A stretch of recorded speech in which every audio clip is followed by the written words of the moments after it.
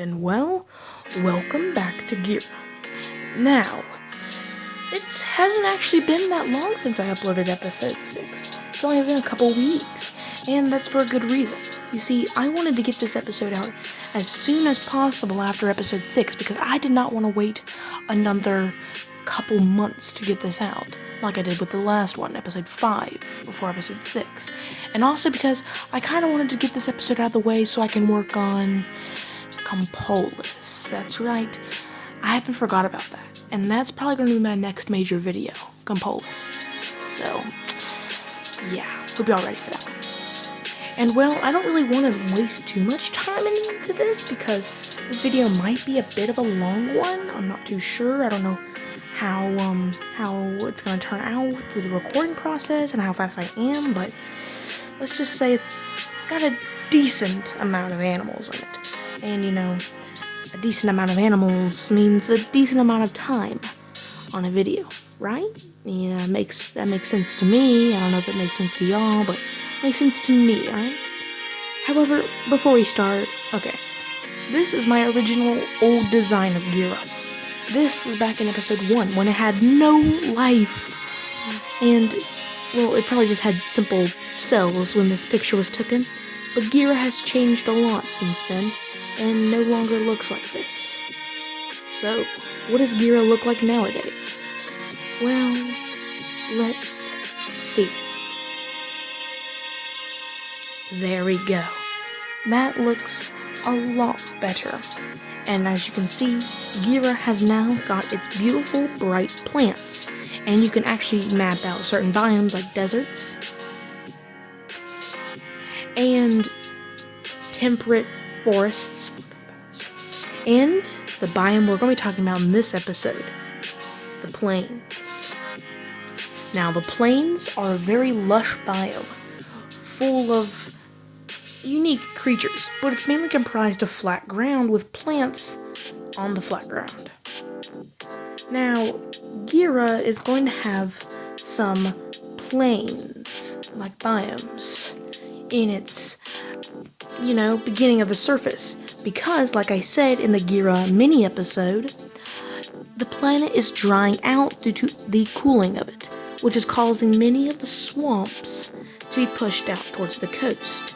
However, some of the swamps can grow near the inland rivers that run through the plains, thus resulting into what we call gallery forests. And something very similar will happen on Gura during this new certain time. Swamps are starting to get rarer now, and can only usually be found near freshwater habitats, which is interesting. The plains are very flat ground, meaning that species will have more room to grow big. This is when the first true terrestrial megafauna on Gura have originated from. So, in this video, you're going to be seeing some pretty decent-sized megafaunal boys. Foreshadowing spoilers? Who knows? But before we talk about the animals that rummage through these plains, we gotta talk about plants, right? Because the plants are certainly going to have to adapt to this newer, drier habitat. And while the swamps are being pushed out, it doesn't mean that some plants cannot adapt, as has happened on Earth too. Well, I just said that the swamps, there will be gallery forests. However, the gallery forests will not occupy the plains, meaning that most large trees will not be in the plains and will stick towards the more moist habitats, if that makes sense, not into the actual plains part of it. So plants like the purple arborea and Titanum purpura will stay towards the gallery forests, if that makes sense. And that's what's going to happen on Gura.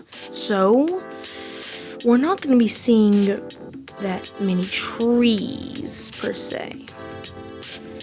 However, Gura does not have grass, or at least Longiterra and Mariterra and Vulva do not have grass like plants. Instead, they have something better, moss-like plants. Instead of being open grasslands, the ground will be covered in moss. This is sort of uncanny, Because imagine standing in a plain and just expecting to touch the lengthy, thin leaves of grass, and you touch soft moss. It might be a little weird, but that's what's going to happen on Gura with its moss fields, as they're called. This will be taken up by these plants. These plants can reproduce both sexually and asexually.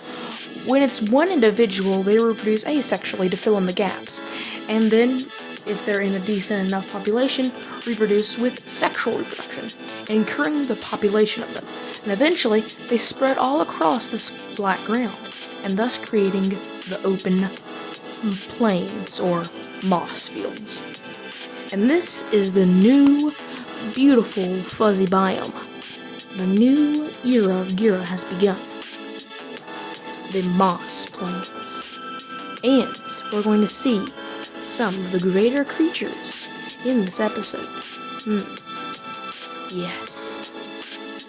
But, okay. Like I said, we need to talk about more plants first before we talk about the big, bulky animals, you know? So, delving onto the plains, you'll find some purple heart lilies in the moss, and you may find a very peculiar type of plant. These plants may also grow in the gallery forests, however, will most be commonly found in the plains. So what plant could I be talking about? Well, it may be a type of pretty plant. This is the subanthus. Subanthus is a very odd-looking plant. You might be wondering, Jordan, what the heck is this? What is that? Well, it's obviously a type of Guran flower, and their ancestors were the Guran flowers. Remember episode 5? They've changed a bit. Now, they've changed a bit to the harsher, hotter climate of the plains. They have made their bodies underground, and they've kept it there, while their flowers have become long, sturdy branches. So, while their ancestors had a meristem, and the meristem, when it got damaged, they wouldn't grow their bright purple leaves at the top, meaning that the plant could probably not photosynthesize and would probably die. So, they have adapted to keep their meristem underneath all of that ruckus, and turned into a very odd plant.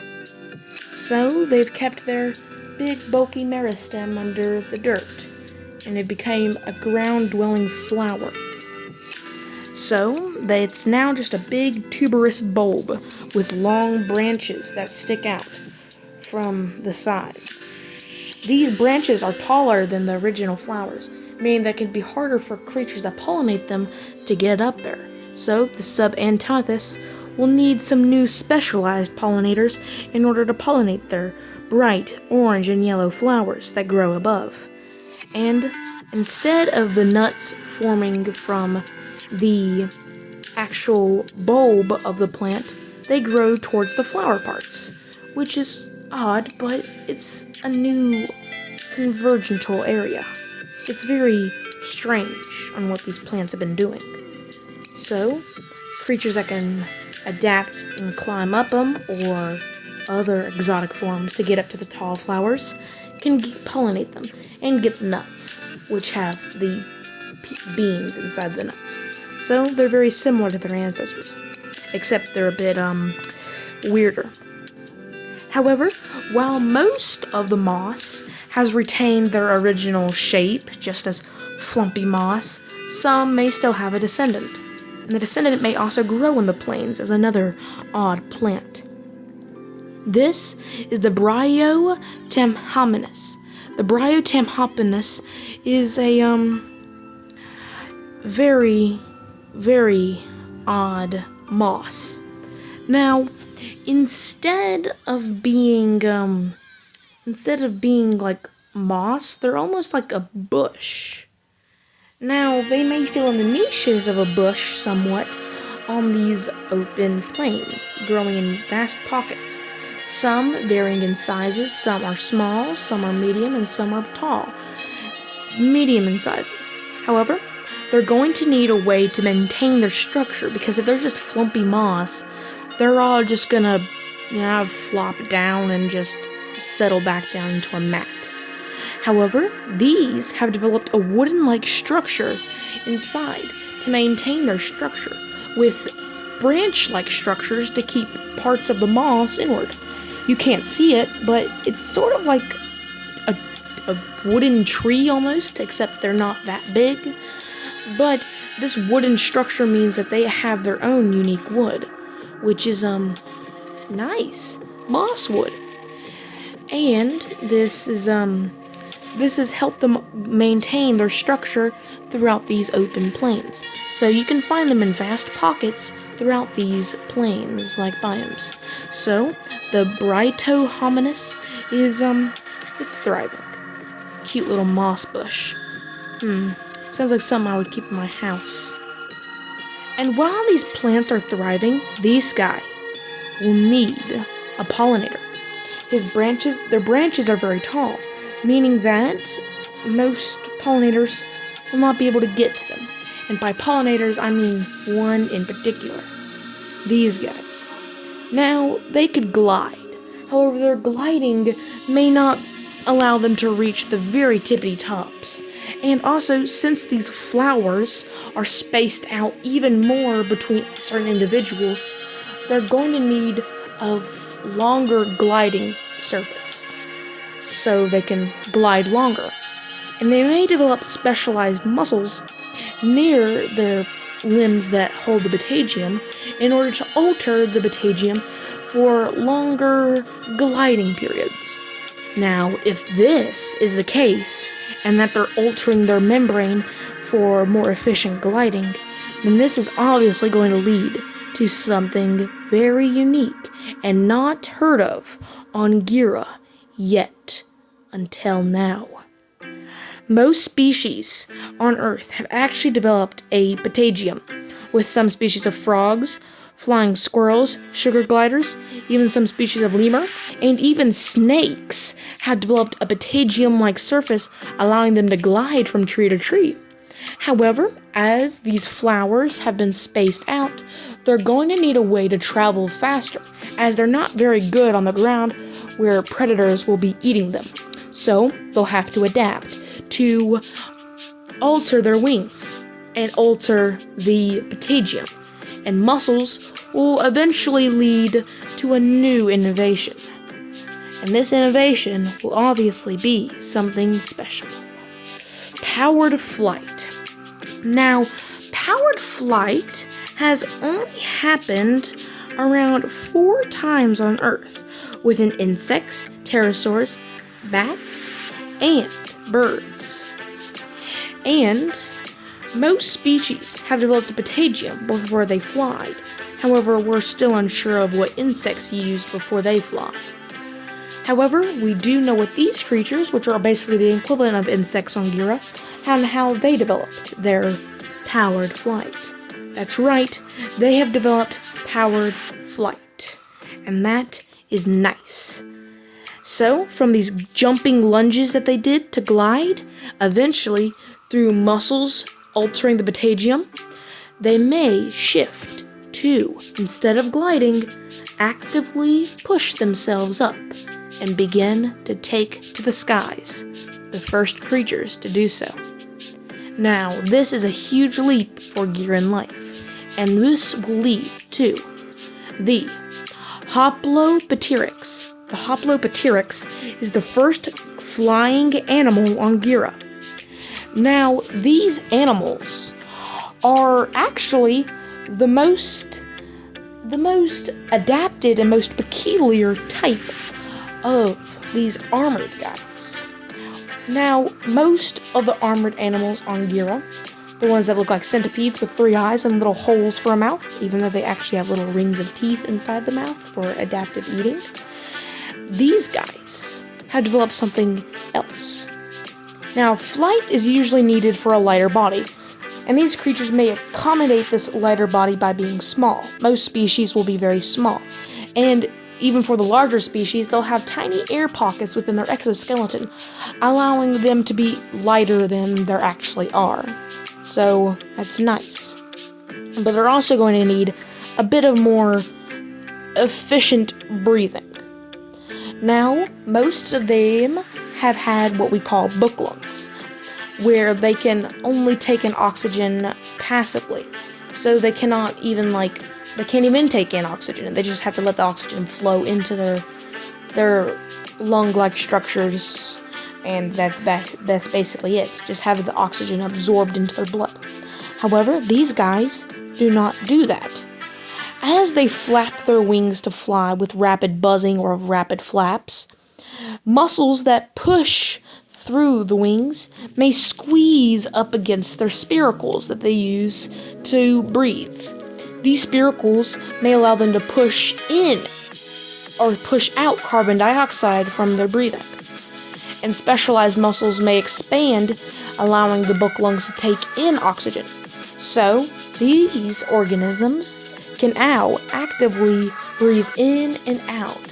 Somewhat similar to the 4 stars descendants on land and all of the tripod guys, all the tripod worms descendants on land have been doing. And these guys can breathe in and out with new specialized lungs descendant from their spherical book lungs. And this is a new innovation, meaning that they can actually get fairly large. And another thing they'll need to do is maintain an active metabolism, because most flying species are not cold-blooded unless you're an insect. These guys may get warm by their back pairs of wings. While their back pairs of wings, while flying, is mainly used to help them steer through the air, they may also rapidly buzz to heat up their bodies. So these guys may have a mesothermic blood-like. So in between cold-blooded and warm-blooded. So they'll be nice and mesothermic. Now, they may diversify into multiple different species. Some species may be carnivores. Some may be small parasites. And others may stick to being pollinators. And this is a great diversity. They have basically taken up the niches of flying insects of Earth with very, very comparable diversity that the Hoplopteryx has achieved. So, if you're on Gura, you will find many flying animals just buzzing about and flying, filling in multiple niches. So, the Hoplopteryx are the first creatures to develop powered flight, and also they're the first armored boys to develop an active respiration, meaning that they can breathe in and out efficiently, which is new among these guys. So, this is a very, very big step in innovation for Gura, but they're not the only creatures dwelling within these plains. These guys, the Purpuradaemon, are somewhat pre-adapted for a life in the plains or gallery forests, because they're different from most other guys. Now, the scutums, which these guys are technically a type of ground-dwelling scutum, actually that's not really the case, but it's because of their bone structure, but they have an upright posture, like mammals or birds. This upright posture means that they're quicker than most animals, as most animals have only a semi-erect or just a sprawling posture, which is not that efficient, but these guys have an erect posture. So they can run very fast. So they're like mammals. And with their strange hook on their tips of their long trunk, they'll somewhat be pre-adapted for life in the gallery forests or in the plains. So they can maintain megafaunal status better than any of the other creatures, so they're somewhat pre-adapted. And they're also omnivores, so some could become herbivores, and some could be carnivores, and some can stick to their omnivorous lifestyle. Now, these guys may branch off into 2 distinctive lineage-like structures. These lineages will be the Oropuscapatrins and the the Phylacus paruri. These two distinctive lineages will diverge from each other due to their odd bone structure that we'll be talking about that they have developed. So, we'll talk about some of these guys here. Now, in the gallery forests, there will be some creatures that are thriving. This is the beautiful creatures. This is the Rambuus scubo. The Rambuus scubo is a large megafaunal animal. Now, they are the first megafaunal herbivore and have developed long, sturdy legs and a thick, sturdy spine. Now, these creatures have taken up the niche in the gallery forests as a browser. Browsers are animals that feed from the tipsy tops of the trees. And they somewhat resemble an earthly elephant, especially with their trunk jaw that almost resembles that of the trunk of an elephant. However, they're not as intelligent as an elephant. In fact, they're probably no more than intelligent than that of your common lizard, which is not as smart as an elephant. So, they won't be very smart, instead they'll be kind of dumb, but they still somewhat resemble an elephant. Now, interestingly, these creatures exhibit a parental care instinct. When they have their babies, they only have one baby because of their large size. This one baby they'll have to take care of, so they'll keep the baby around. And if the baby is being attacked, the mother will attempt to scare off the creature by rashing with their long, prehensile trunk jaw with the hook that can be recurled and retracted like a cat's claw in order to intimidate them. And if that doesn't work, they'll exhale with their nostrils since they don't have proper vocal cords yet, and since their respiratory tract is not connected to their digestive tract, meaning that it'll sound something like this. They'll let out this scream in order to scare off the predators, and they'll also fight for their baby, attempting to protect it. Very, very good. Which is nice, to protect their baby. So, they are also in the lineage that only has 6 legs. So, it's because of their bone structure. Like I said, we'll talk about it. But their bone structure usually has adapted them to only walk on 6 legs. However, some we'll talk about later. And these guys have, of course, filled up the niche of browser, feeding on Purpa arbora and Titanium purpura, which is their main diet through the gallery forests. So, these guys are pretty common. So, if you step in a gallery forest on Gura, you'll probably find these guys on the outside of the gallery forests or completely in it, which, that's pretty nice. However, slowly scuttling across the forest floor of the gallery forest, this is the Hoplomyrix. The Hoplomyrix is a very strange creature. Now, the Hoplomyrix is the largest armored boar with the 3 eyes. They have a large set of mandibles because their ancestors had long mandibles to eat. And these guys do. They have long mandibles to capture prey and to rip through thick vegetation. Now, comparing them to something from Earth, they might be something similar to that of the earthly Arthropleura, except they're not as big as the Arthropleura, and not as lengthy, and don't have that many legs. So, they're not as that of the Arthropleura. But they fill in a somewhat similar niche, except the Arthropleura nowadays is said to be somewhat semi-aquatic in like beaches, which is interesting. So, these creatures do not live in those. They live in gallery forests. And they use their long mandibles to reach up and grab branches down, and they can also use it to snatch up small, quick prey and consume them. Their rings of teeth are a bit more visible, with dentation, which is, not very fun. So, these Hoplomyrix are definitely thriving in the gallery forests, using their 3 eyes to spot prey or danger that they might perceive as a threat. So, we have large Guran centipede-like creatures scuttling on the forest floor, which is very nice for some organisms. However, it can also be a danger to some organisms as well. So, that is, nice, I guess. However, quickly darting between each of the roots and branches of Purpurboras and Titian purpuras, you will find the Velocitiformes. The Velocitiformes, that's it. These creatures are a very, very swift creature. They belong to a clade on the left lineage on the diagram, the left lineage, of fast creatures. Instead of being bulky, they're fast and swift.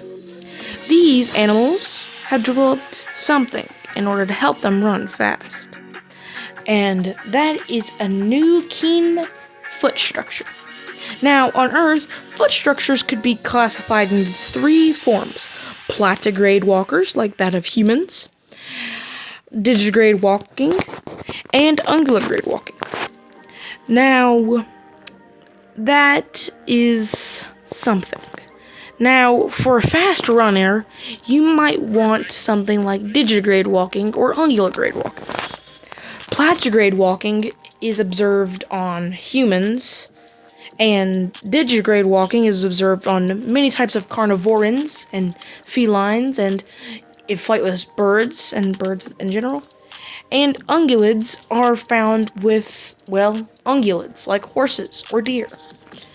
These creatures may favor a digitigrade walking, as most Guran animals have had platigrade feet, meaning that their feet just rest flat on the surface. These guys may have digitigrade walking, so they'll be quick and swift, darting through the trees. They are omnivores, feeding on plants and small critters they find darting through the gallery forests. They favor the gallery forests as it could be a nice, dense place to hide and raise their babies. They have up to 4 babies, some species having a little more. However, the general species count is 4. Or 4 babies, not 4 species, because there's multiple species. Now, these Velocitiformes are the quick boys, and they fill in somewhat similar niche to that of a fox, except they're more omnivorous than a fox. So, that's interesting. And they're definitely thriving in the gallery forests. And also, to maintain a quick, fast lifestyle, they have developed endothermy, meaning that they are warm-blooded in order to maintain this constant high lifestyle, which is something new among land-dwelling Guran animals. So, that is nice. However, robustly pushing through the trees is the Ochirhynchus. The Ochirhynchus, I think that's how you pronounce it, is the first member of. They are the ancestral member of the right lineage on the diagram I showed. The right lineage. These guys, they are different from all the other creatures we've been talking about because their bone structure and the way that their spine is arranged and the way that their shoulder plates are arranged favors a strange form of locomotion where the front pairs of limbs are raised off the ground and the locomotion is done by the 4 back pairs of limbs. This is what splits them off from all the other lineages, which is something that is worth noting about. These creatures are omnivores, so they stick to the omnivorous lifestyle of the ancestors, the Purpurdian. So the Ochirhynchus,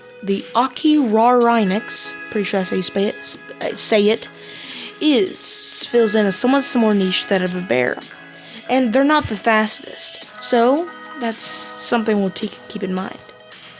Now, this odd structural way that they're locomoting is something that has been observed on Earth. This condition is called centaurism. Centaurism is, of course, where you raise your like your front pairs of limbs and leave the rest of the small limbs for walking, and while the front pairs of limbs that you've raised up for grabbing things. This form of locomotion has been termed by many species on Earth, like prey mantids, dinosaurs, and Australopithecines, and a couple other species. This condition was termed by Hert van Dijk. I'm pretty sure I pronounced that right, but let me know if I pronounced that wrong, and I'm sorry if I did, but it was termed by him. And he termed this for when creatures, of course, raise their front pairs of limbs off the ground. And something similar will happen on Gura, with the Onchirorhynx and the rest of the descendants and clades of its lineage. And since of their bulky bodies, they won't be able to run very fast, thus meaning that they'll probably be ambush predators, relying on small flats that they can ambush creatures like their Rambusbo and attacking them and swiping at them with their large, robust centaurism limbs. So, they are definitely a large, robust predator that we might need to keep an eye on. Might. But so far, they're still thriving, and I can't wait to see what the rest of the clades of its lineage do. So, we have centaurism among some creatures on Gura. However, while the gallery forests are fun and all, we need to talk about animals that rely on the open plains as well, as they are very diverse for this time. And some creatures that could be roaming through them are none other than the Bryobestia. The Bryobestia is a very large megafaunal herbivore. These creatures feed upon purple heart lilies and the moss as well, and also the Bryophaemonus. So, they're herbivores, and they fill in a niche somewhat similar to that of bison on Earth, or maybe a rhino, because their skin is very leathery and is very similar to that of the skin of a rhino. They still retain their platigrade walking, and are actually very aggressive and very antisocial. They do not like it when other members exhibit in their territory. Males are very aggressive, while females are not as aggressive as the males, but can still be aggressive. However, females will oftentimes stick with each other, because sticking with each other is good, while males are solitary. And males will only let females come around them. However, if any other male gets too close in their territory, well, they'll release this noise.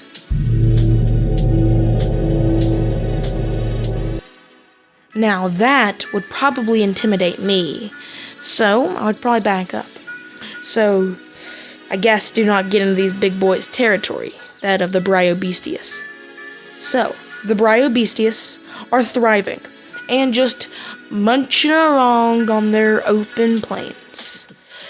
However, they're going to need a predator. These creatures do not spend their times in gallery forests, so large predators like the Onchirorhynx will not be able to take them down.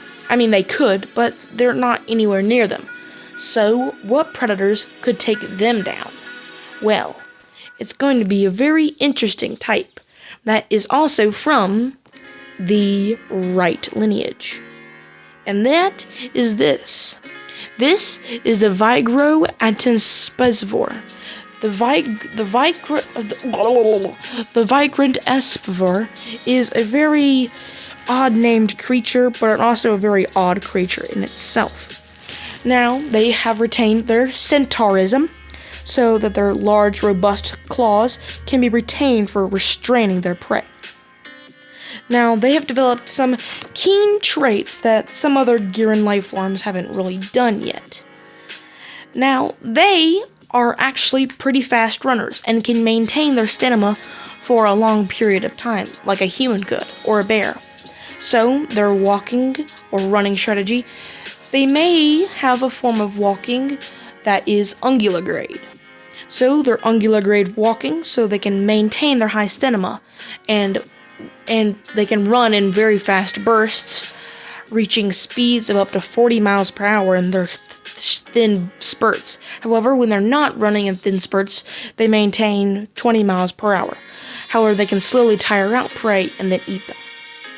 Now, also, on their trunk jaw, you can see that the first two pairs of eyes have now been faced forward instead of on the side like most Guran lifeforms. A creature that has forward-facing eyes can allow them to zero in on prey and lock in. Yeah, lock in. So, when they lock in on their prey, they can basically just not evade their sight anymore, and their head will lock onto their prey, which is, it's nice. And another interesting fact is their trunk jaw are now actually, instead of being somewhat asymmetrical with the long trunk jaw part being longer than the lower jaw parts, their jaw parts are now all even. And this accommodates with muscles pulling them back, so they have a very strong bite force that can crack through bone and thick leathery skin, with very strong, sharp teeth, and very strong internalized molars. Now, this is a very lethal predator with long stripes as well, so they can blend in with patches of Bryothaminus, which is, nice. And also something interesting when it comes to mating season. Males grow filaments. These filaments grow from types of scales that, instead of interlocking into leathery skin, grow outward and grow into a barb-like structure.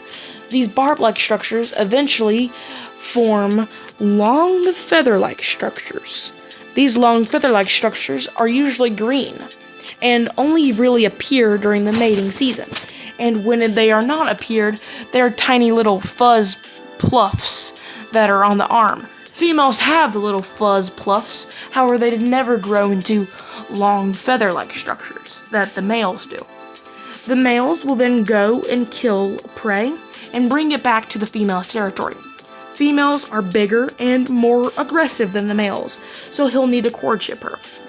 Once he brings a favorable sized kill to her, he will then let out his mating call. This mating call will then ensure that the female picks him over any other male. Take a listen.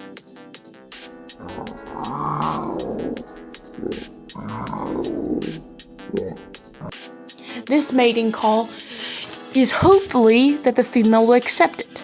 If the female accepts it, she'll let off this call. However, if the female does not accept it, she'll probably roar at him. These creatures can now roar because another thing that splits off their lineage from the creatures that only walk on 6 legs instead of 4 is that they have specialized sacs on their nostril breathing holes that they emit sound from that have interlocked with specialized bones so they can make more complex sounds. And also, this sac can lead out into the mouth, so when it pushes out with the bones and muscles, they can actually roar using their mouth, even though they don't breathe out of their mouth, like that of a vertebrate. So, they're very, odd. And this ornamentation is somewhat similar to that what many creatures do with sexual dimorphism, somewhat similar to peacocks. Except the females are bigger, and if they don't like the male being in their territory, will probably kill and eat him. So, these large, robust predators will fill the niche of apex predator on the plains, stalking and hunting most species they come across out here. So, keep a watchful eye on them. Also, once they have their babies, the mother will take good care of them. She has usually 2 to 4 babies, and she'll look after them and be fiercely protective over them. So if you attempt to attack them, that's the worst mistake you could have made. Also, they have a very specific type of endothermy. That's right, they also have endothermy because they need to maintain it through their high energy lifestyle. They have facultative endothermy. So, this means that they can lower their metabolism when they're not out hunting, and then gradually increase their metabolism to quick warm-bloodedness when they're out hunting. And that's a very interesting form of endothermy. It's also seen on creatures like hummingbirds, too. Except these guys are definitely not as sweet as a hummingbird. However, quickly darting through the plains, and has maintained the six-limbed walking lineage. This is the Macrocephalius. The Macrocephalius is a very interesting type of creature. Now, they are the quickest animal or land animal on Gura yet. Now, these creatures are very odd. Now, they're actually very closely related to the Velociraptoriforms. And instead of favoring digitigrade walking like their cousins, which they are most closely related to, other than the big bulky guys, which are actually, they're not as closely related to, they're more closely related to the quicker guy. Instead of having digitigrade walking, they may develop unguligrade walking. So they have swift unguligrade feet, adapting to their long, swift lifestyle. Most creatures on Gura that descend from the squishy foots do not have 5 toes or 3 toes, or how many ever toes they have. They usually only have 3. So 2 toes may be modified into hoofs, while the back one is sort of vestigial toe and doesn't serve a purpose. So their feet somewhat resemble that of the feet of deer. And another quirk is that they are also endothermy, so they can maintain a high energy lifestyle throughout the day, so they are warm-blooded. And also, they are social. They may maintain herds with other individuals because, well, safety in numbers. They maintain these safety in numbers because if any predators attempt to attack them, other members will usually see it and begin to run, which will then cause all the other members to run, and it usually only causes one of the members to be taken down. They can always be replaced, as they don't really care about each other. If one dies, they're not going back to rescue them. However, they're also not going to do with their babies, and while the mother will love their baby, if their baby falls behind and gets eaten, she's not going back for it. Wow. Tough mother love, I guess. So, these odd creatures, the Macrocephalius, are thriving out here on the mossy plains. However, their main predator is another member of the right lineage that have developed centaurism. This is the Spinaculus stomata, or Spinaculus stomata. I can't even speak today, man. Why can't I speak? The Spiculian stomata is a very interesting type of animal. Now, before we get into all of their things, we need to talk about their skull. Now, these creatures, their trunk jaw, have all really fused into a main thing. So they no longer have a trunk jaw. Instead, it's fused into a basically longer slab of bone. And at the end, their original claw tooth that could be recurled back, somewhat similar to the claws of a cat, is now stuck in place into a long saber that they use to quickly jab into their prey with repeated strikes of just jabbing, which, painful. And of course, have still developed sharp teeth in their lower jaw, so nice. These animals have developed digitigrade feet, so they're pretty fast, and their main prey is the Microcephalius.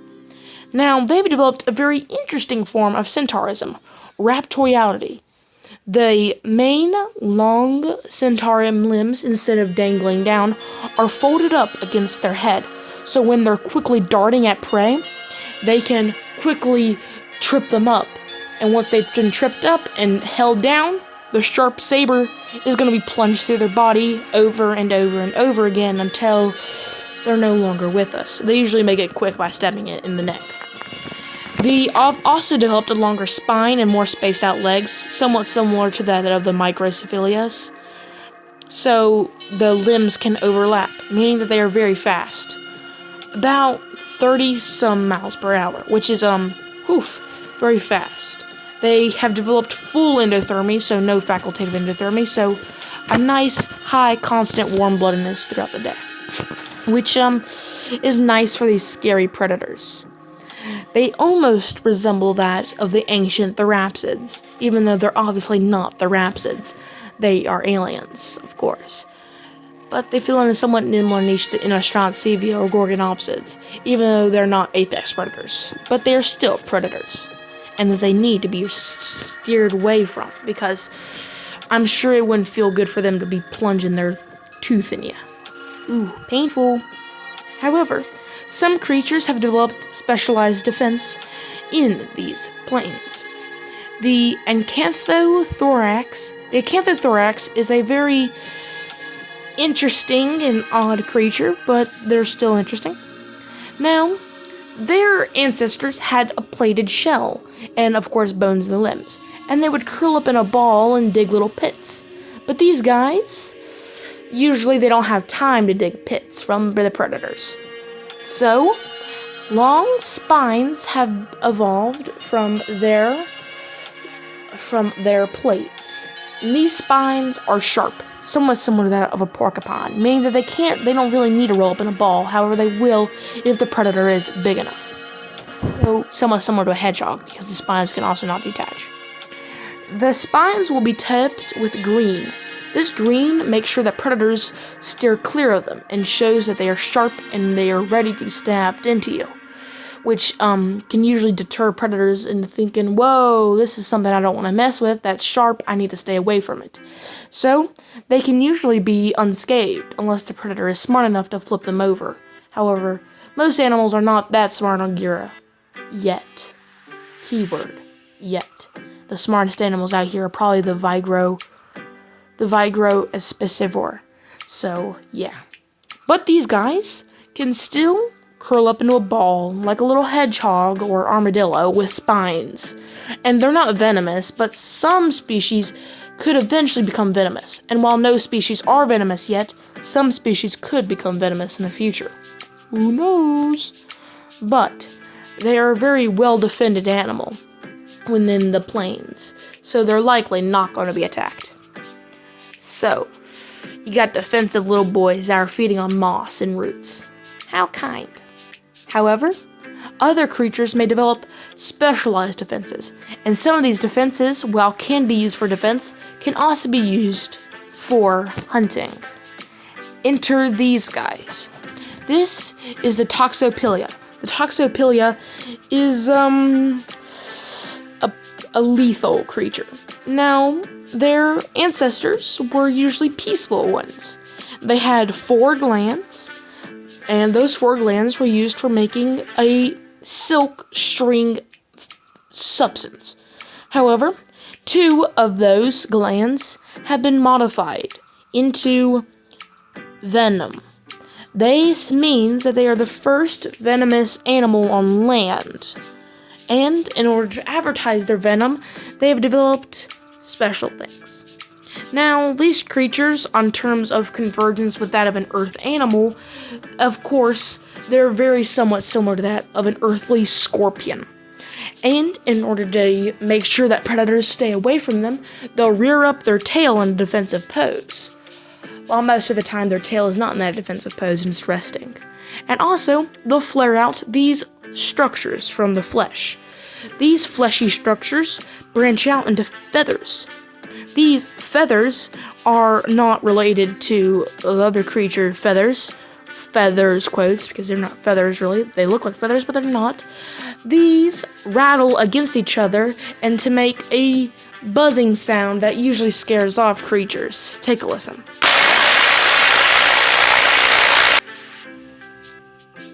So, they rapidly buzz these feathers together to make this buzzing sound in order to scare off anything that might be trying to eat them. Which is nice of them for warning us before they do it. I mean, it would be bad if they didn't and they just stung you. However, you shouldn't touch an alien life form. However, in the dead of night, new creatures come out to lurk. Nighttime is a very beautiful time for Gura, because even though the moon that is usually shown on Longaterra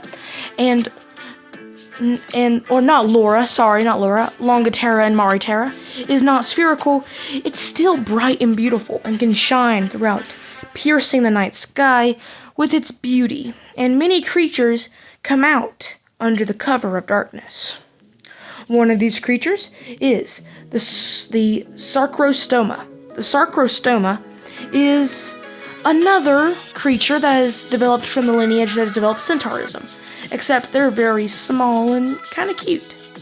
Now, these creatures are actually different from all the other creatures and form a different group, somewhat similar to how the Tuataras are somewhat a related group to the squamates. These guys are a related group to the group that includes the Spiculiostomia and the Virgrosipivora. They are a sort of separate group, somewhat similar to how... Nah, I'm just kidding. But they're somewhat similar to that. And while they are closely related, because they developed from a common ancestor, which is the common ancestor being the Acrocrinax in the gallery forests, which still do exist, they're a bit different in that, in order to stay warm in the night, instead of developing leathery skin, they have developed filaments. However, these creatures' filaments are somewhat burrowing animals, digging during the day and coming out at night. So these creatures form burrows in the soft soil. And, like I said, they've developed filaments, so they can keep warm during night. These filaments may be something similar to that of insect setae. The insect setae, so it's not quite like the fur of mammals. It's more closer to the setae of insects. However, it's not really setae of insects because they're not insects. They're more like a vertebrate on Earth because they have bones. But they're very interesting, and they're fuzzy and warm-blooded, and they're kind of cute. However, something else worth mentioning is that they also have forward-facing eyes, like most of the predatory animals have, but also something else.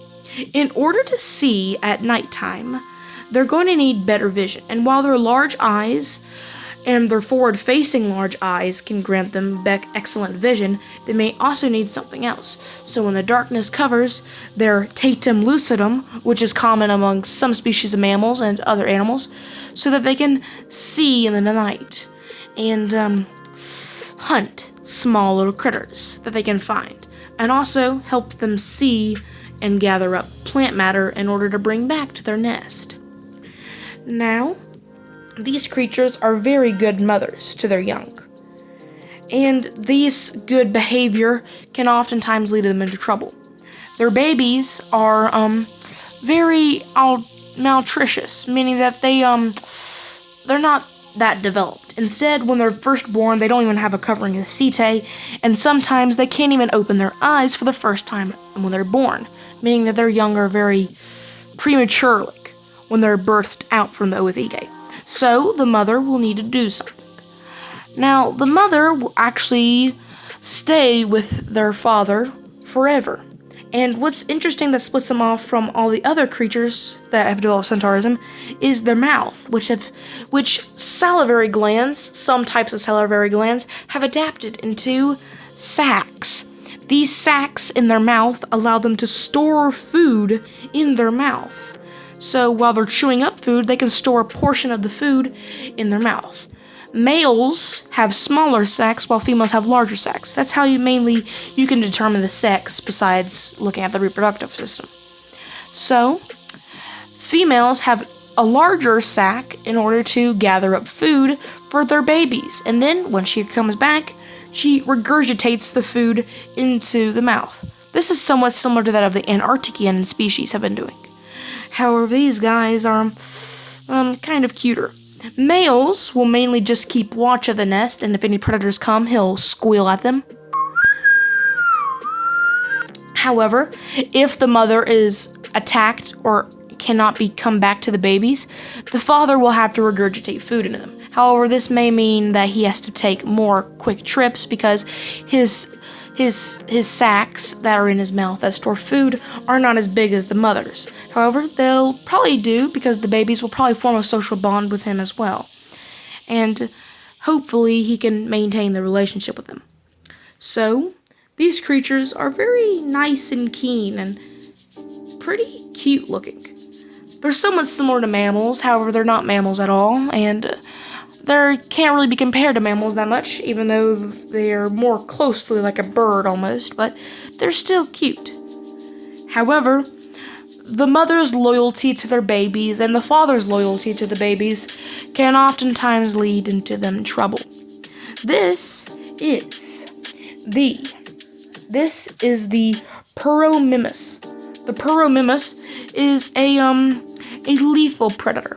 Now, they're derived from the species that still retain the hydraulic muscles, not actual bones in their legs. They still retain the hydraulic muscles. And they've diverged from their scavenging ancestors into a new form of diet. Ovivory is when some species eat eggs, like some species of snakes eat eggs. So these guys will eat oithekes that they find out here, as no creature has developed a hard-shelled egg yet. Keyword, yet. Perhaps some of the eel-like creatures that come on land could develop hard-shelled eggs. Who knows, though? But so far, these guys only feed on oithekes. Their beaks are very scissor-like, so they can snip through the thin flesh of the oitheke and eat the yolk and developing embryos inside, which is a grizzly. However, they have a larval stage, and their larval stage develops something peculiarly different. The larva stage occupies a different niche than that of the parent. Instead of eating eggs when they're larvae, they do something different, which is very interesting.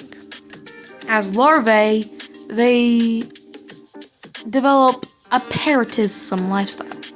This is what their larvae looks like. And you might be wondering at first, well, it looks like a normal larvae, but hold on a second. Is that 6 limbs? These guys don't have 6 limbs.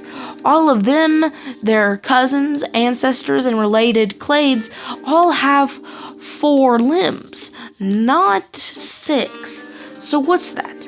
Well, they're actually not limbs at all, but they're just flaps of skin meant to mimic limbs. Because as larvae, they mimic the young of the sarcostomia. They mimic their babies and their highly attritial young. They infiltrate the burrows. The mother will likely adopt them because it's a young, and they'll probably adopt it into the family. And she'll take care of them. She'll take care of them just like the rest of their larvae, by regurgitating food, thus meaning that the mimic larva can indeed feed upon the food. Some species may even become larger predators that even feed on the babies of the nest while the mother's away and the dad is occupied. But however, most species only feed on the regurgitated food. However, the larger species can indeed eat babies and then run away inside the dirt. However, they also excrete a specialized scent that somewhat mimics the scent that babies make when they're communicating to the mother, which is nice. Their beaks are also a bit more fleshy as larvae to mimic the fleshy skin of their babies. So nice. And eventually, once the larvae grow up, they'll eventually grow into their adult forms. So the Puromimus is definitely thriving up here, which this also makes them a sort of brood parasite, which is something that can be seen on Earth with cuckoo birds. So this is new among Gura, and it will be filled by these Puromimus. However, on the new island continent known as Volva, a new biosphere has emerged. Most of the squishy-foot's descendants on land haven't occupied big niches up on this lone continent yet. However, the Codex Hopper's descendants on land have, and they are the main creature on Volva, which is unique. So, what creatures could be living on the lone continent of Volva on their plains? This is the apex predator. This is the Macula ungus. The Macula ungus is a large predator. Now, these guys have developed a very large and robust beak with large bones within their legs. Now, these creatures, of course, their ancestors had long, robust claws. These guys also developed long, robust claws in order to pry open the shells of their prey, and that can also use their beak to efficiently bite. Instead of pecking like some species do, they actively bite with their razor-sharp beak in order to just saw through the flesh and skin membranes of the prey, which is painful. Now, they're actually very robust, and they can move in quick, short lunges at prey with their robust, literally flexible bones within their legs. And their beaks also act as a sort of plier, allowing them to pry open the shells of prey, and using their sickle claws also in order to help them pry open shells of their prey, which is very painful for these guys, that they're the guys that they're hunting, because who wants to get their skin and spine ripped out by pliers? Not me. So, they'll fill in the niche of an apex predator and have specialized spots that mimic plants in order to, blend in with plants out here, because, you obviously know that creatures don't blend in plants. However, what are some species that these guys are feeding upon out here in these open plains that the Maculus ungus will be feeding upon? Well, it's mainly one species in particular. This is the Megalonticus hoplophorus. The Megalonticus hoplophorus is a very large animal. Now, their ancestors only had really bones in their legs, but these guys, they've developed a sternum-like bone on their lower belly that allows them to maintain their weight a bit more than most species have been. So these creatures are very robust, and they've developed to maintain their weight a bit more with their thick ungulograde-like feet. They fill in a niche somewhat similar to that of a sheep, with a somewhat similar size to that of a sheep. However, they are a bit more aggressive. When they see a predator that comes too close, they will bite down on them and thrash them around. And they can also produce a rapid clipping sound, somewhat similar to a shoe-billed stork, whenever prey is spotted, to alert the rest of the herd that the predator is near. Most likely going to be a Maculus ungus. Take a listen.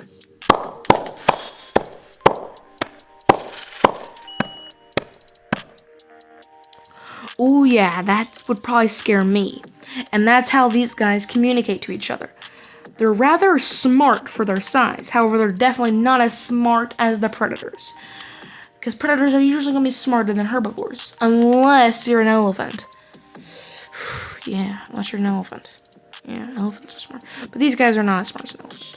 However, they will fill in the niche of a large megafaunal herbivore. Even though they're not technically a megafauna, but they're still pretty big for their size, and compared to their ancestors, they're pretty big, especially with the more complex bones in their body. So, these are relatively going to be keen animals. However, hopping through the moss and purple heart lilies that dominate these areas, you can indeed find the Saltarianus hynix. Saltarianus hynix. Yeah, that's it. The Saltarianus hynix is a very odd creature. Now, their ancestors were carnivores. However, these guys are no longer carnivores. Well, that's a lie.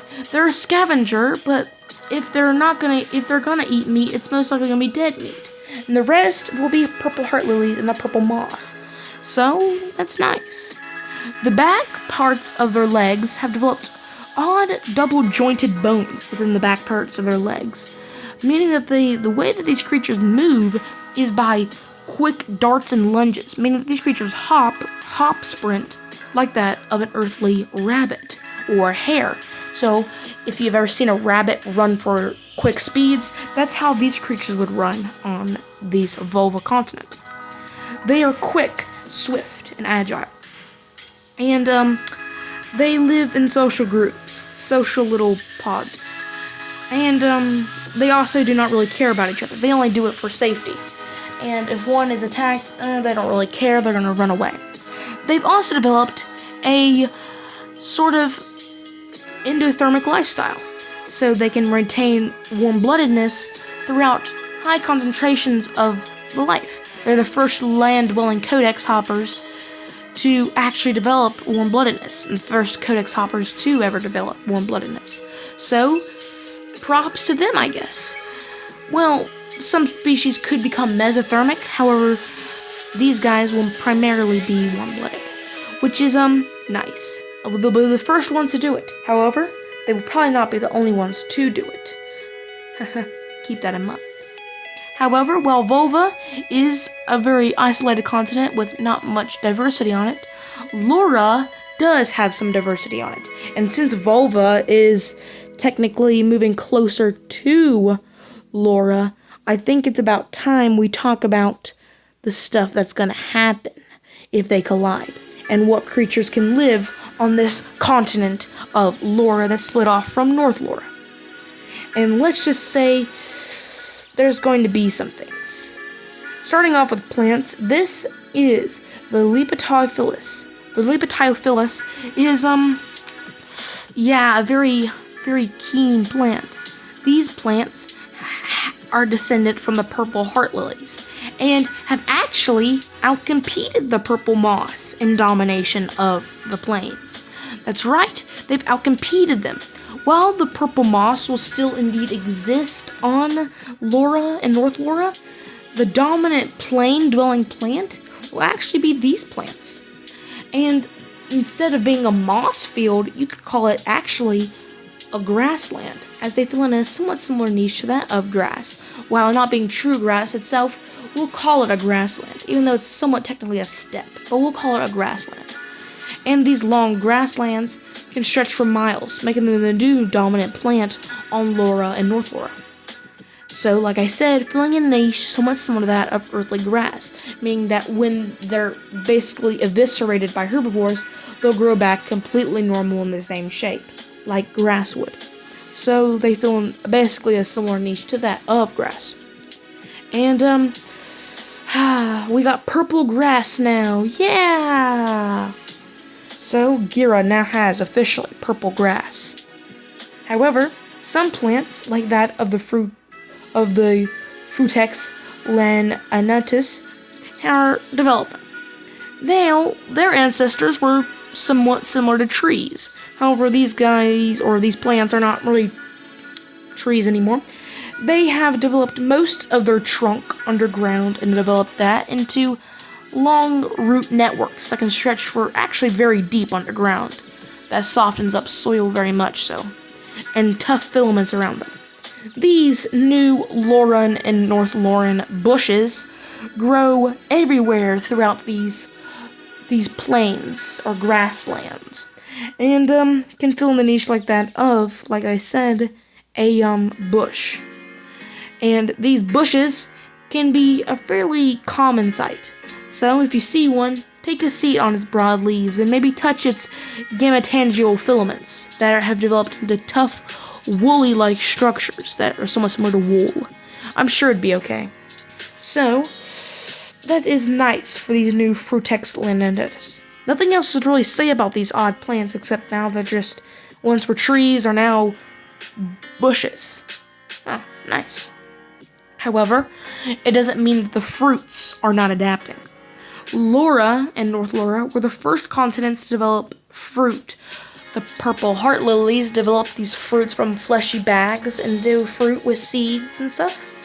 And they've developed their pollination into, instead of wind pollination, pollination aided by animals. Now, this is the Xylostera porcipaeus. Now, the Xylostera porcipaeus is a very odd type of fruit plant. Their meristem is underground, even though they didn't really have a meristem before, but it's connected underground. And with their broad leaves, they've developed developed two twin wood branches out, and at the tips of them grow long orange bulbous fruit with nice red gametangial filaments branching off of the fruit in order to also attract creatures to eat them. Now, in their ancestors, they relied on wind pollination in order to be pollinated. And, however, now that's not what they do. While they can rely on wind pollination, they mainly rely on animal-assisted pollination. And that may come from these guys, the many pollinating species of the Hoplopteryx. they may fly over the North Laura and Laura, becoming some of the few species to actually be the first ones from a new continent to another continent. So it's somewhat a biotic interchange. However, we'll talk about biotic interchange a lot more in a future episode. But for now, this is the first few steps of a biotic interchange, and they may approach it and begin to pollinate these new plants, and may begin to feed a bit on their fruits. So, new pollination has been unlocked with these new flying creatures on Laura and North Laura, which will allow these big bush fruits to grow a lot. And why don't you take one up and eat it? They're probably going to taste like a mango. I just have a feeling that they're going to taste like a mango. Or maybe watermelon. I don't know. I'm getting off track now. But these plants are definitely thriving out here on the open plains. However, more trees are developing. In the gallery forests, you can find one of the tallest trees on Gura so far. This is the Megalopus arboretus. The Megalopus arboretus is the biggest tree so far on Gura. I'm pretty sure. Yeah, they're the biggest tree. Now, they somewhat resemble that of a palm tree. And, it's easy to see why. They only have really leaves at the top, and they have the bushy stuff right there, but that's actually their gametangio filaments, so, yes. These large trees dot the landscape, and, yeah, they're everywhere. Some species may not be the biggest, however, some species will certainly be one of the biggest out here, and will dot gallery forests and new forests. And also up near, North Laura in the temperate forests, they may develop into new temperate dwelling species that will descend into more species. So, a nice array of tall trees on Laura and North Laura. So, we got trees, baby! Nice, baby! Yeah, trees. I love trees. Mwah. So, okay. Plants are cool and all, but what are some animals out here on Laura and North Laura? Well, some may descend into two lineages. Again, some similar to the Squishyfoot's descendants on land. Now, Laura and North Laura may have two distinctive biospheres now, because they're now really separated, meaning that the species that are stuck there are now going to adapt into their new biospheres. On Laura, you can find this. The Velocioxy is the very keen animal. The Velocioxy is a very, dinosaur-like animal. Now, even though they're not dinosaurs, they sort of converge on a body plan somewhat similar to a dinosaur. Now, this lineage, you might be wondering, well, what the heck is wrong with it? Where's its plates on its back that acted like a pseudospine around the body since they didn't have an internalized spine? Well, this lineage, or this group lineage, developed these plates into an internalized spine. That's right, they developed a spine, making them one of the few animals besides the Squishyfoots to actually have a long spine. This spine is good. This allows them to be a quicker and more agile than the ones that only had the plated exoskeleton-like areas. And their sternum-like bone near their chest has developed into fused in with the things to develop ribs and a sternum, which is nice. It's great that they have developed these such things for a quicker, more active lifestyle. Now, most Velocioxys will be something similar to a dinosaur, even though they're not dinosaurs at all and have zero relation. So this is a universal convergent coincidence. And this is what happened to these guys. Now, the Velocioxy will be small mesocarnivores, feeding on plants, meat, and basically anything they can find. However, they're mainly going to be feeding on meat. And they're swift, keen, and agile, and can be found everywhere on the continent of Laura that is close to Volva. So, new things have been developing on Laura. However, other creatures have been adapting. However, while these guys are one of the first lineages to develop the backbone, some of their descendants have taken this very oddly. and adapted their mesocarnivorous lifestyle into omnivorous and some even herbivorous lifestyles. This is one of their few herbivorous forms. This is the Onychotherion. The Onychotherion is a very ooh, that boy's got a big head type creature. Now, these guys look a bit awkward. They have a very large head and very long legs. Now, in order to maintain their swift lifestyle, they've developed ungular-grade feet, and that allows them to be swift. While most animals on Laura and North Laura have digitigrade walking, these guys have ungular-grade walking.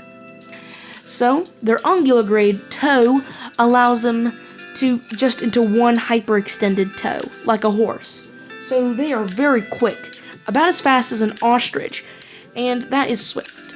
However, they have a large head in order to accommodate large chewing, so they can chew through thick vegetation and crack through large fruits. So, they are a quick adapted herbivore. They also have a very straight spine in order to balance out their large head. So, that's nice for these little guys, right? Nice long spine. At least their spine's straighter than mine. Oh. However, these guys will definitely have predators. Predators like the Vloxiossi will definitely eat some of them and also scavenge off their dead bodies. So, these guys may also develop a herding structure. And unlike most species, they may actually have a social bond with the animals. And if their young get attacked, they will definitely defend their young by going over there and rapidly clicking their beaks together to create some sounds. Ooh, yeah, that does not sound fun, Ooh, scary. So, best not mess with a herd of these big boys, or they will kick and make that sound at you. Ooh, scary. So, we have strange horse, bird, alien creatures that are out here. It's hard to believe that their ancestors looked like turtles. Weird. However, while there is prey, there's going to be predators. But let's talk about more prey before we get into larger predators. So what are some creatures that stick to the gallery forests and feed on large trees? Well, look no further than one of the largest animals out here on Gura so far that is on land. This right here. This is the Arborivorgus alatilis. Now this is a very large animal, and they've taken up the niche of a browser. And they have a very long neck and a very long body, like a giraffe. This allows them to reach up and grab low branches, and also allows them to tear through tree trunks, meaning that they are very strong and very big. They have developed very robust limbs in their legs, so they're very slow, but they can usually, for many predators, just use their sheer size to match. And if sheer size does not work, they live in social groups as well. So, the social groups will be maintained in harems, where the dominant male will guard his females, and there'll be a small male that usually attempts to infiltrate the nest. These harems will be near gallery forests, and they've developed a coloration in order to mimic the trees. A bright purplish pinkish color on the head to mimic the bright leaves. A duller purple color to mimic the wood. And bristling filaments, somewhat similar to the fur of mammals, around the neck into a mane. This is meant to mimic the gametangel filaments of the trees that they feed upon. So they've sort of adapted into a mimic.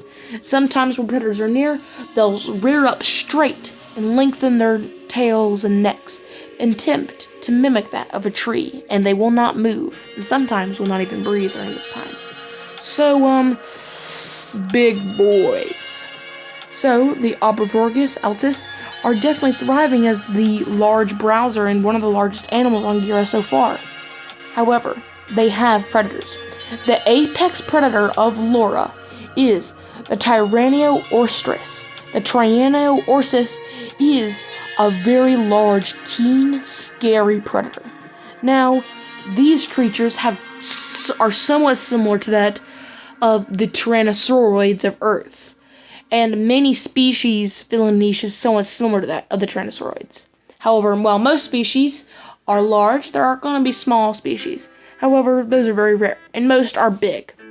Now, the Tyrannosaurus, are the apex predators of Laura, as to be expected, as they're one of the biggest predators and the biggest hyper carnivores yet, being purely carnivorous. They feed on Arborviragus altis, Onyctherium, and Veloxiosity all the time, and they'll also feed on some other creatures we may talk about. But so far, they are the apex predator, using their large, thick, serrated beak to bite, with an impeccable bite force in order to break the necks or tear through chunks of flesh of the animals. So, they are large. And you might think, for such a large size, they'll be bad parents. But no, mothers show a very high, keen love to their babies. Or baby, as they usually only have one baby. However, sometimes it will be 3. 1 to 3 is the max. And she'll take care of her baby or babies by nurturing them, by giving them the flesh of the kills and scraps that they have. So, they're nice, keen parents, while the fathers will just ditch the mother after done mating, and will not look after the babies.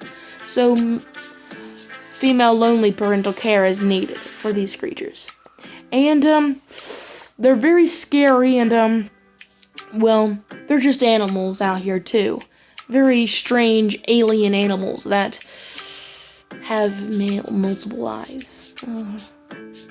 So, if you're out and about on the plains of Laura and you hear vibrations getting closer, it's best you take shelter, because there's probably one of these guys near. And something peculiar happens. Since Volva is such close to that of the Laura continent, some species can get over here by sheer rafting. So, rafting events may occur.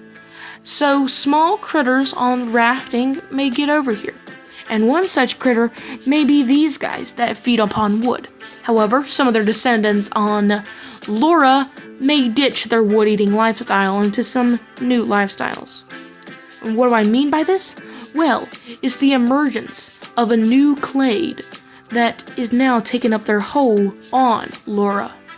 This, right here, is the Anchithornius nigus. The Anchithornius anchus is a very, a cool, actually, looking creature. Now, they have taken up the niche of a scutum and all the scutum's descendants. Well, the small ones that live in the trees, as they developed a very lizard-like body plan, even though their limbs are directly underneath their body instead of being sprawled out to the side. And what makes these creatures interesting is what splits them off as a whole new clade from all the other creatures that have developed 4 limbs is that they have a spine. That's right, a spine. And I need to talk about this, how this worked. Because a spine is not converged on these creatures except for the Turtura critters' descendants on land. The spine developed from specialized muscles that allow them to retract and curl up in order to jump and squeeze their way through thick pieces of wood. Eventually, some of these muscles have been adapted and fused in with calcified remains in order to become a spine. These creatures, while they don't have ribs, have also convergently evolved hollow bones in their legs, and a new spine. This makes them one of the most adapted clades of codex hoppers on land, and soon, they may become a pioneer species for something soon, but who knows what these creatures could become. They have a recurved beak in order to eat small animals. They also use their flexible spine in order to jump up in the air and catch small flying Hoptopteryx that fly above them, so they can quickly jump up and grab them. So, they're kind of cute. And also, they developed small vocal cues that developed from muscles near their mouth. Take a listen to their vocal cues. Oh man, these guys can communicate with vocalizations instead of chattering with their beaks. This is a very new step among Gura life forms, and it took them a very long time to evolve. However, they evolved, and now they are beginning to fill in the niche of small animals on Laura, and they have not yet reached North Laura, but are still dominating Laura. Who knows what they could become in the future? I have a feeling that they could lead up to some great things in the future with their new spines, but who knows? So, what are some other creatures out here on Laura? This is this. What? This is the Kiniobracharium. The Kiniobracharium is a very odd creature that is definitely different. Now, these creatures have developed a prehensile tail. This is because they spend a lot of their time in thicker parts of the vegetation that they'll need to grab onto with their tails and allow them to swing through, which is new. And this tail can also be used for manipulation. Now, they've also developed a prehensile beak, somewhat similar to that of a parrot. However, they are actually somewhat similar to a parrot, pretty intelligent, and actually very social. They live in social groups called troops with their other individuals and their babies. They communicate by clacking their beaks in a form of Morse code-like sounds. This communication is in order to communicate that danger is nearby or if food is nearby.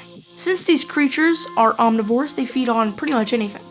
However, if a baby is attacked, the troop will go into a frenzy, attacking whatever is attacking their babies, and also letting off this.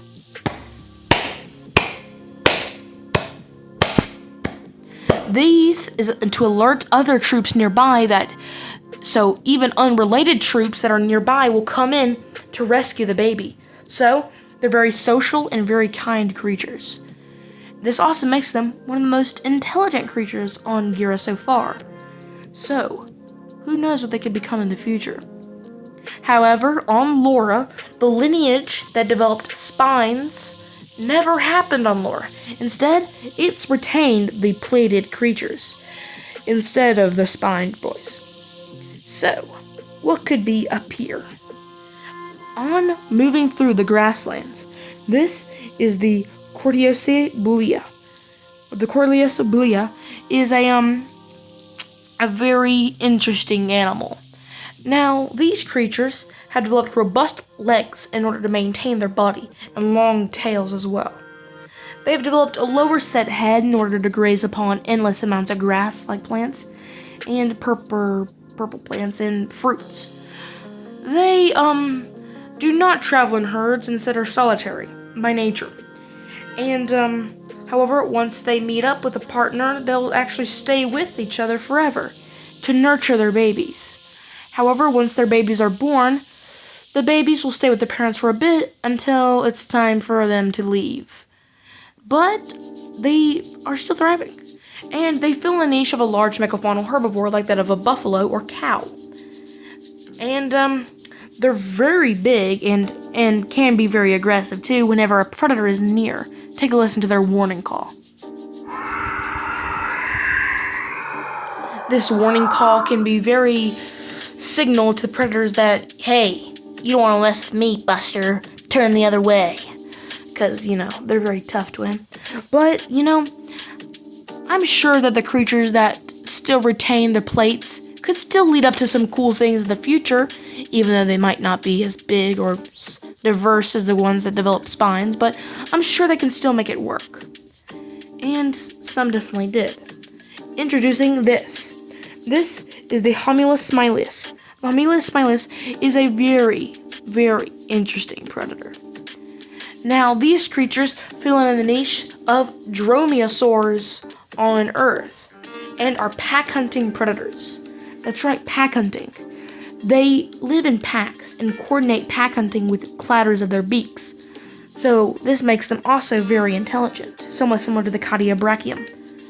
They have developed digitigrade feet and are quick and swift, reaching speeds of up to 30 miles per hour. And this quick speed allows them to take down their megafaunal prey, and ripping through them with their beaks and consuming them up. Some other species could be small scavengers, living in troops. However, most species are large pack hunters that hunt lumbering beasts through the plains of North Laura. They have also developed warm-bloodedness in order to maintain their high-energy lifestyle. So, this is new and keen, and it's definitely going to work out in their favor, at least. And, yeah, it's very nice for these guys, and some, good. However, as you're moving through the trees, you hear something. It sounds almost like a woodpecker. What could be making that sound? Well, small creatures of these guys still remain. The ancestral forms do live on North Laura. However, the ones that develop spines are only on Laura, not North Laura. But these guys still remain within the trees, eating wood, and some creatures may adapt to eat them. Introducing this guy, the Xylospatagus is a very interesting guy. Now, their ancestors were small, speedy, and darty, and these guys are similar. They developed a flexible bones in their limbs so they can hop like that of a bunny rabbit.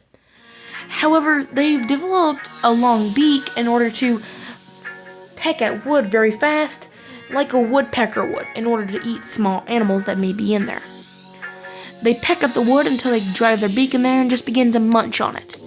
However, like their ancestors, they have no parental care instincts and lay a lot of babies, and once the babies hatch, they'll need to run away and go feed them on something, or they'll be eaten. Only usually 3 to 4 make it to adulthood, which is overachieving in their statement. And they also have developed a prehensile tail-like aperture in order to aid them in helping them with the tree, and long claws in order to stick onto the trees. They're pretty abundant and very keen out here on North Laura, and have developed similarly a mesothermic lifestyle, which is interesting, as most species on North Laura are cold-blooded, even though it's closer to the poles. And with that, we end it off here. I've had actually a pretty fun time making this episode, and I did want it to come out earlier than what I wanted it to, but I just want to get it out so I can work on Compolis, which is going to be my next major project that I'm going to be working on. And with that, I will see you next. Wait. Life on Gura has primarily been adapted to hot climates and other sorts because it was really swampy and hot. However, since Gura orbits a K-type star and it's a little farther away than what it should be, ice caps formed, and they've kept growing. And in the next episode, we're going to see the Guran Ice Age.